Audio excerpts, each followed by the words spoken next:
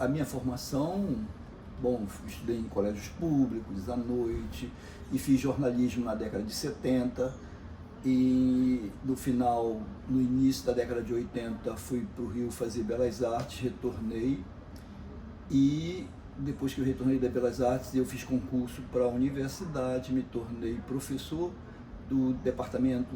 Não era nem departamento no início, eles eram um futuro departamento, era um embrião do que viria a ser o departamento de educação artística e que fiquei trabalhando, atuando em várias disciplinas e eu era a única pessoa que tinha formação específica na área, que depois de 5 meses talvez que eu entrei, teve o primeiro concurso e eu também fui o primeiro professor da área a entrar na universidade, porque nós tínhamos como professor o Moacir Andrade, o Cláudio Nina, a Diva e outras pessoas de outros cursos, mas que não eram especificamente de arte.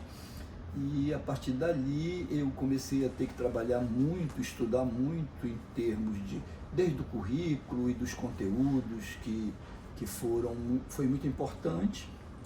E em 89 eu saí para fazer o mestrado, que eu pretendia fazer um mestrado em História da pintura amazonense, a partir dos jornais, porque eu tinha trabalhado na comunicação com o Ribamar Bessa Freire, tinha trabalhado com jornais e tinha descoberto esse filão maravilhoso que era uma das poucas referências para que nós pudéssemos trabalhar futuramente com a história.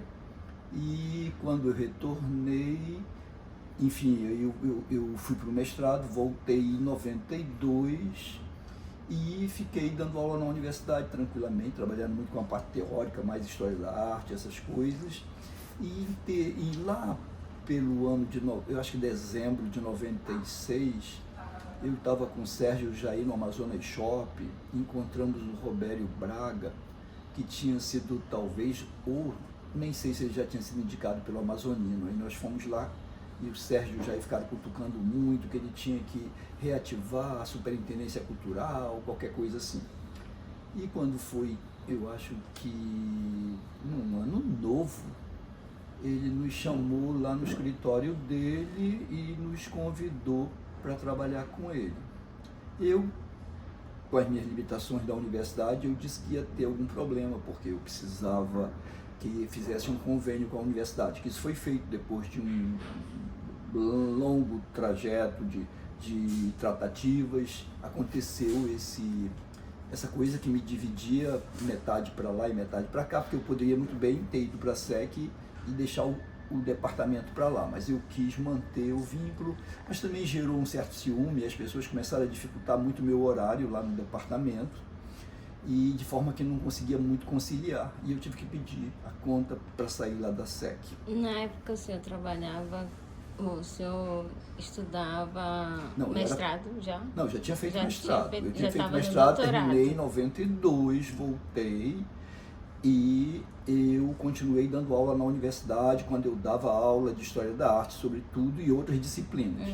Mas eu acho que quando eu voltei do mestrado, eu não estava dando aula nas oficinas. Eu acho que foi quando eu parei as oficinas, que antes eu dei a primeira fase toda de oficinas, e aí naquela época eu dei os teóricos, e aí do doutorado, que vai ser mais na frente, é que eu vou voltar para os práticos, para as oficinas.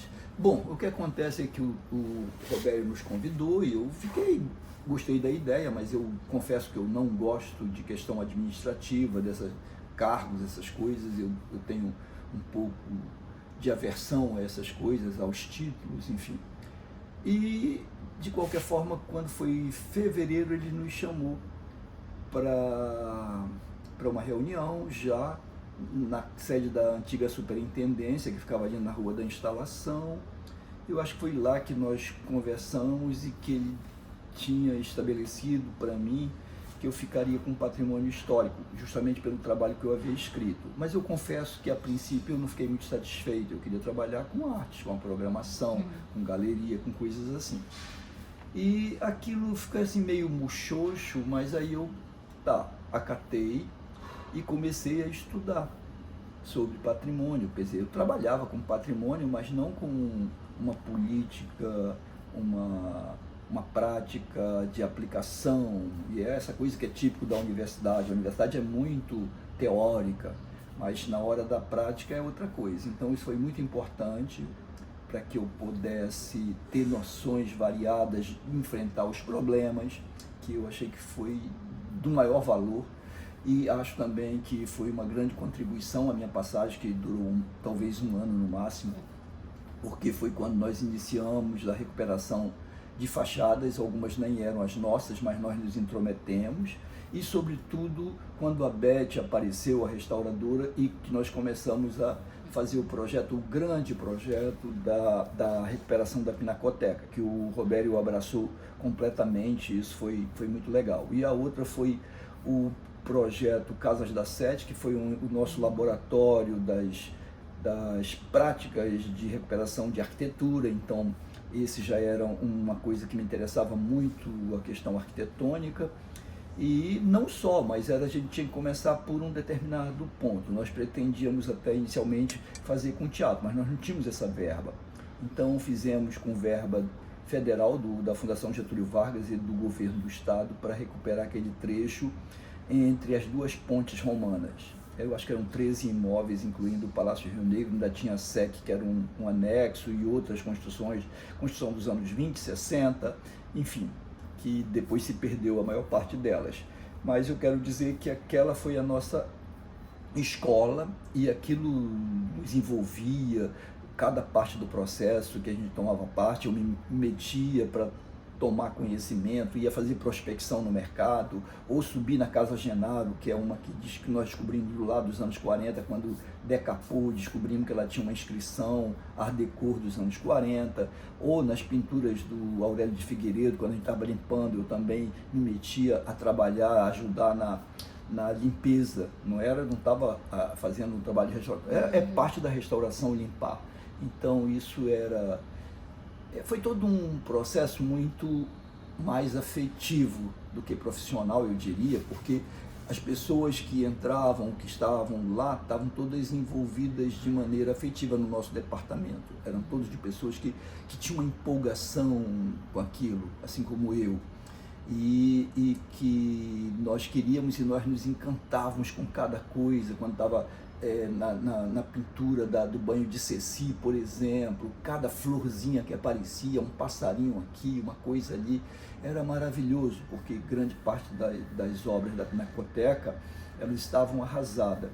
E eu devo agradecer muito, lógico, ao interesse do Robério, mas sobretudo a Elizabeth Idelvita, mas teve outras pessoas, muitos colaboradores. Sim. Nunca é só uma pessoa, que ela ficou, quando eu transferi para que ela fizesse o projeto, e ela dramatizou um pouco demais, talvez, não demais, é verdade, ela tinha razão, porque a situação estava muito grave e estava sob responsabilidade dela. Ela disse: Tony, o responsável dessas coisas, tudo essas obras preciosas, porque ela, como ela era também lá do Rio, tinha feito Belas Artes, tinha feito restauração, então ela tinha inteira noção. Sim. Da importância desse material, que a maioria aqui botava a vassoura, botava um quadro em cima do outro.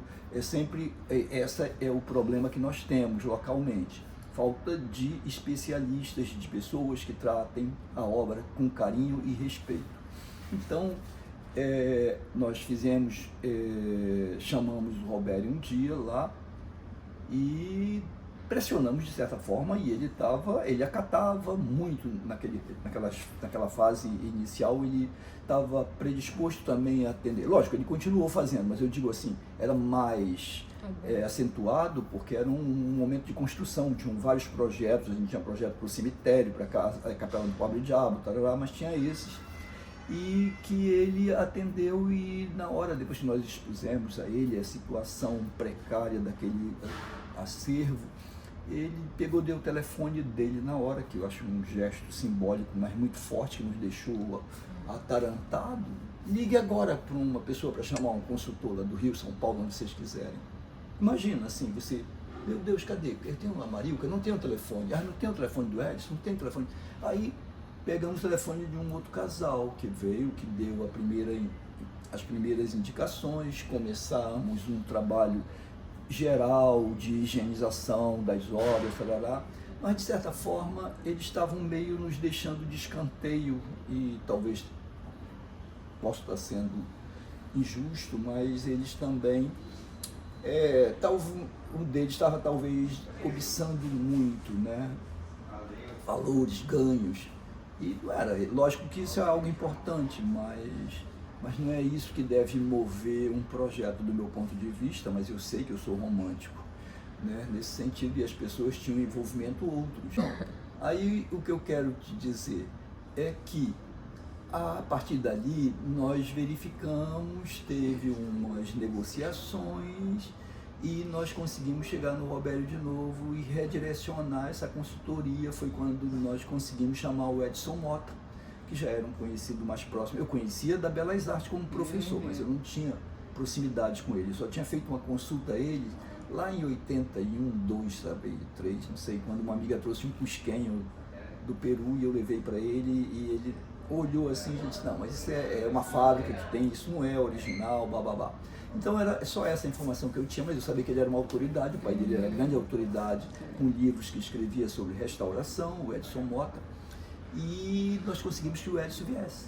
Então o Edson aqui foi o nosso grande iniciador, que ele ficou aqui alguns momentos, ele era o consultor, que orientou bastante, estabelecemos construção de mesa térmica e várias outras questões que eu já não lembro, com as questões técnicas, temos que dizer que isso é 97, 98, tá? Eu acho que eu até tenho uma boa memória, uma ordem, uma narrativa que traz, mas eu quero dizer que tinham muitas coisas. A gente estava instalado no Chaminé, que era um espaço maravilhoso, que o contexto daquele momento era outro. O Chaminé ficava na beira do rio, não tinha aquela pista na frente, é lindo, maravilhoso. O Chaminé também tinha uma dinâmica um pouco antes, vinha de uma história, naquela época ele ainda tinha, desde 94, quando ele abriu, e 97 mesmo tinha um bar, tinha festas, shows, e tinha exposições, e eu mesmo expus lá em 94, e depois em outros momentos. Eu quero dizer que não havia o que tem, essa fartura que tem hoje, de valores, de grana circulando, mas havia uma produção cultural, que eu diria, de essência, que me perdoe, eu falo isso assim, confrontando com o presente, que eu acho que é muito do vazio, que me perdoe também, mas é a minha maneira de colocar perante as coisas como elas estão, e da relação que as pessoas têm com o fazer, não só artístico, mas o fazer teórico, o fazer técnico.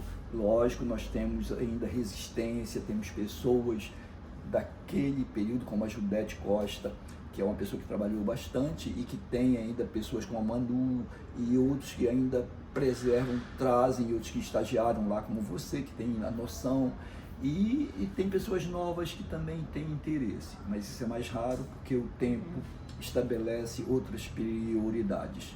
Então, o que eu te diria é que aquilo lá foi um estágio para mim também, de estudo, mas de pensamento, para eu retomar, porque me cobravam, me perguntavam muitas coisas, porque eu tinha o trabalho que eu escrevi sobre Manaus, muito geral, era um genericão da história da arquitetura.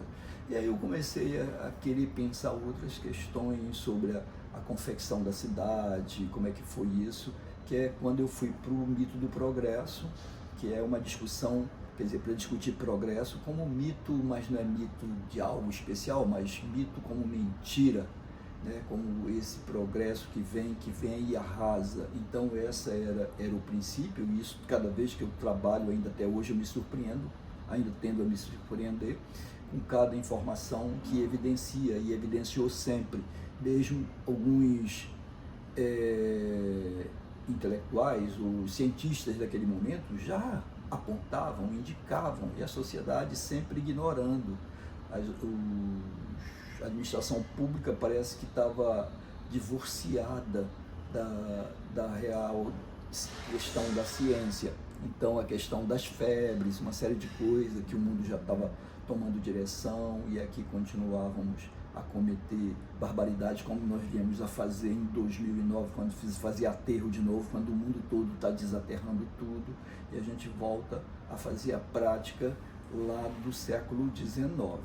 Sim, então, quando eu já dei uma quebrada aqui, mas tudo bem. Só quero dizer que esse período que eu fiquei na coordenadoria do patrimônio histórico, aconteceram vários projetos, foi muito animado, me fez muito bem, mas também me consumiu demais e criava muitas dificuldades com o meu trabalho, que eu não tenho carro, não dirijo, e eu tinha atividade aqui no centro, na 7 de setembro, que era a secretaria, e lá no campus.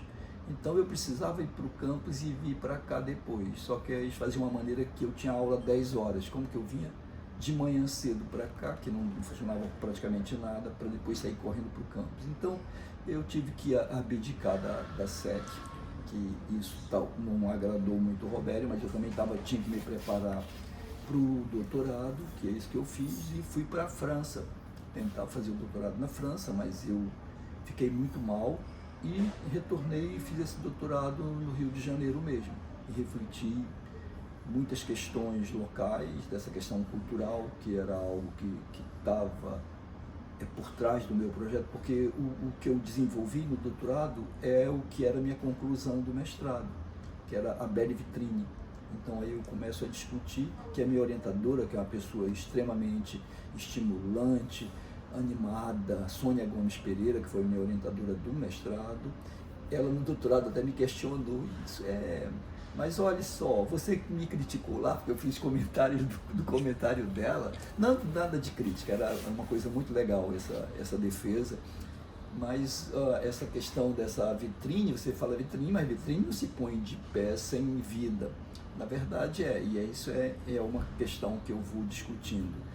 E é isso, a gente discute com uma alegoria, com uma metáfora, e é isso que eu falo quando eu falo do deserto, ou da vitrine, ou do progresso. Nada é exatamente aquilo, porque nós estamos lidando com um repertório que tem significações, que vão ganhando outras leituras e que as pessoas podem ou não compreender. Tem gente que só compreende aquilo ipsiliteris, então fica mais limitador, e aí também reduz as possibilidades do trabalho, ou a leitura do trabalho, ou a intenção crítica do trabalho. É um trabalho alienado, trata da Belle Époque Manauara, e não entende que é um trabalho crítico, mas isso a pessoa em geral não leu, mas tem uma postura que tenta ser crítica, mas que não é o que eu acho, né?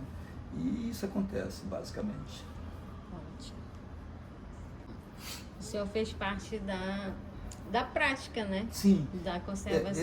Eu não integrava. O senhor fez parte daquela... Desculpa, o senhor fez parte das oficinas que o Edson Mota... Não, eu era coordenador, mas como eu tinha muito trabalho burocrático, eu não fiz as oficinas. Eu só acompanhava uma coisa aqui e ali, eu não fiz com ele aqui. Eu tinha feito lá no Rio com a Marilca, no ateliê da professora Marilca, antes de vir para cá.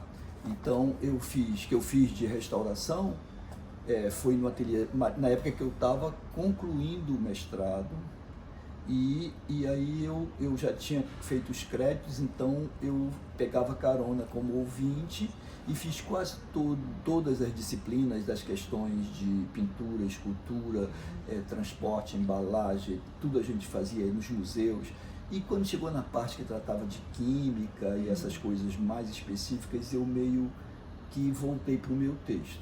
Então isso foi muito importante. Outro elemento que foi muito importante para me relacionar com a restauração foi nos anos 80 ainda, quando eu fiz o curso de restauração em papel no Festival de São João del Rei, que era um curso intensivo, muito puxado. Um mês de manhã e tarde inteira. Acho que não lembro agora a carga horária, eu ia chutar, mas eu achei melhor não. Mas era com a Betânia Reis Veloso, uma autoridade na questão do papel. Eu já fazia papel também, eu vinha de uma tradição, eu digo tradição que não era nossa, mas que nos anos 80 chegou ao Brasil, que é o pessoal papeleiro. Então eu fazia muito papel, então por isso também eu queria, e também para a discussão da preservação dos acervos em papel, que é isso que me interessava.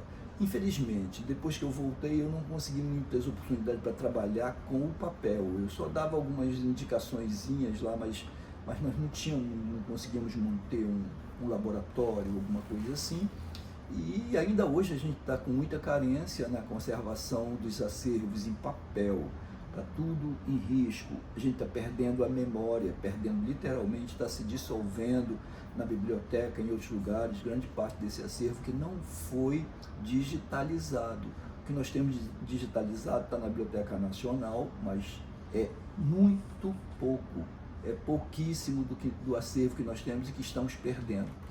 E eu penso que precisávamos de mais pessoas para trabalharem com essa área, e é difícil manter, estimular, se o salário é pequeno, insignificante, com essa área que exige muito. E as pessoas não vão querer trabalhar, por mais que gostem, elas são empurradas pela própria família a sair dessa área. E o Estado tinha que pensar, o Estado como um todo, né, do Amazonas, mas pensar em melhores maneiras e pensar nessa memória como algo muito significativo e importante, não só da preservação dos bens em geral, como da manutenção da formação e das condições de trabalho que as pessoas não têm. Então, esses são elementos fundamentais para um trabalho de conservação e, sobretudo, recuperação, que acaba sendo muito caro. E as pessoas não querem fazer, nem do prédio, nem da casa delas, que nós parece que adotamos aquela linha de pensamento que um autor americano fala, que é a teoria da janela quebrada, que quebra uma coisa, é outra, e a outra, e a outra, e ninguém conserta, fica então tudo desabado, e é isso onde nós estamos nesse momento. Eu acho que isso, quando foi estabelecida essa teoria, ou criada, eu acho que foi nos anos 90 lá para os Estados Unidos, mas aqui até piorou, porque além de quebrada, agora nós temos as janelas vedadas, literalmente, com tijolo, fechando tudo, questão da segurança, da incerteza. Então essa é uma realidade. E isso passa, fica difícil de você querer arte e memória, conservação, num contexto onde nós temos uma grande população sem condições básicas de moradia, sem transporte, sem alimentação, sem trabalho digno. Então eu me sinto, parece que estou em topos uranos, lá no mundo das ideias, ignorando uma realidade aqui fora que é insuportável, para ser franco, sobretudo agora nesse momento, no mundo, com alguns loucos dirigindo, ou o próprio país, os riscos que nós estamos enfrentando.